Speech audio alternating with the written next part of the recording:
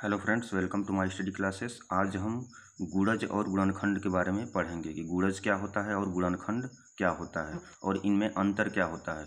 तो यहाँ से पहला है हमारा गुणज। इसको इंग्लिश में बोलते हैं मल्टीपल। इंग्लिश में बोलते हैं इसको मल्टीपल, या गुणज को हम गुणक भी बोलते हैं, गुणक भी। तो यहाँ से हो जाएगा परिभाषा गुणज की, किसी भी संख्या के गुणज उसके गुणकों के रूप में होते हैं। किसके रूप में होते हैं? गुणकों के रूप में होंगे।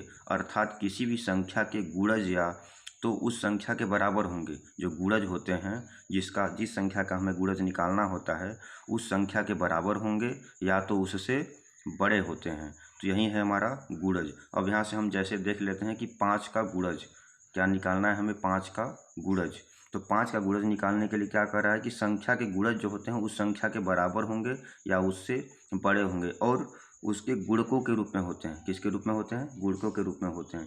तो यहाँ से हमारा 5 का जो गुणज हो जाएगा वो हो जाएगा 5 इक्का 5, 5 दूनी 10, 5 तिहाई 15, 5 चौके 20, 5 पचे 25, 5 छक्का 30, ऐसे ही डैश ढेर सारे होते हैं। तो यहाँ से 5 के गुणज जो होते हैं वो उसके बराबर, यानी कि 5 के बराबर या तो उससे बड़े होते हैं। यही है हमारा गुणज, गुणक। इसके गुणकों के रूप में 5 के गुणकों के रूप में होते हैं।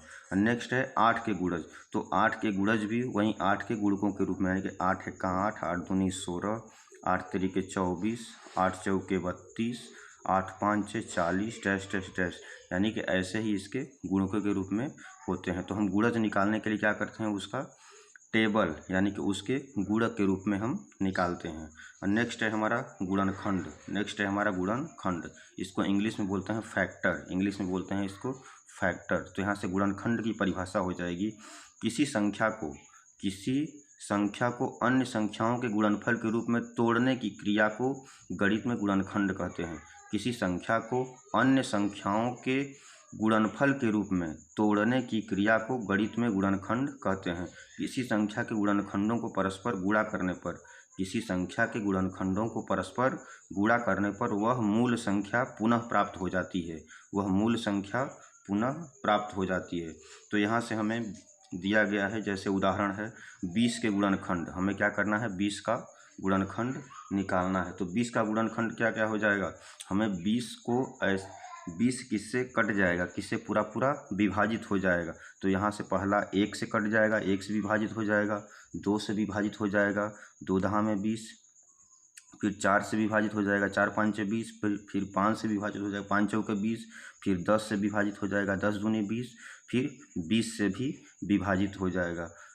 तो क्या हुआ है यहाँ पे? 20 के गुणनखंड क्या है? 1 हैं, 2 हैं, 4, 5, 10, 20। ये क्या है? 20 के गुणनखंड हैं। और नेक्स्ट है हमारा 15 के गुणनखंड। तो 15 हमारा किससे पूरा विभाजित होगा? 1 से विभाजित हो जाएगा। और नेक्स्ट है हमारा 3 से विभाजित हो जाएगा, 3 पाँचे 15। और नेक्स्ट हमारा 5 से विभाजित हो जाएगा, 5 तिहाई 15। और नेक्स्ट है हमारा 15 से विभाजित हो जाएगा। तो यहाँ से 15 के गुणनखंड क्या हो जाएंगे? 1, 3, 5, 15 हैं, यानी कि 15 गुणनखंड ये हैं। वीडियो अच्छा लगा हो तो चैनल को सब्सक्राइब करें। ओके, धन्यवाद।